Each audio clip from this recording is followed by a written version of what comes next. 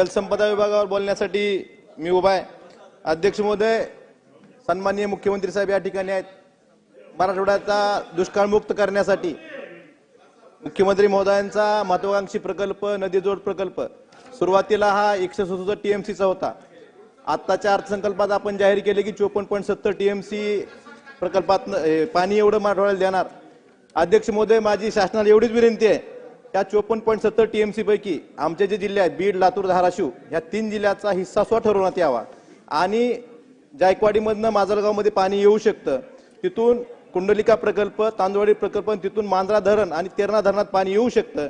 ज्यावेळेस आपण डीपीआर बनवणार आहेत त्यावेळेस असा प्रकारचा डीपीआर बनवावा आणि हे 54.70 टीएमसी पैकी बीड, लातूर, धाराशिव या 3 जिल्ह्याला उपयोग होईल असं डीपीआर बनवून ते पाणी देण्यात यावं।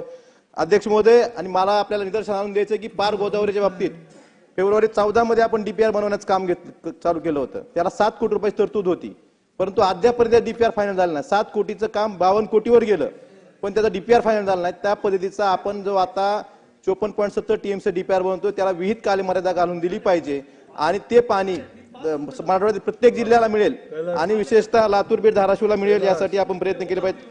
अध्यक्ष महोदय, त्याच पद्धतीनं मांजरा आणि तेरणा नदीवर कोल्हापूर बत्तीचे बंधारे आहेत, त्याला गेट नाहीत। माझी मुख्यमंत्री महोदयांना विनंती आहे, त्याची जल आराखड्यात त्याचा समावेश असल्यामुळे त्या कोल्हापूर पद्धतीच्या बंधाऱ्याचं बॅरेजमध्ये रूपांतर करण्याचा प्रस्ताव शासनाकडे बऱ्याच वर्षापासून प्रलंबित आहे, त्यासाठी निधी देण्यात यावा।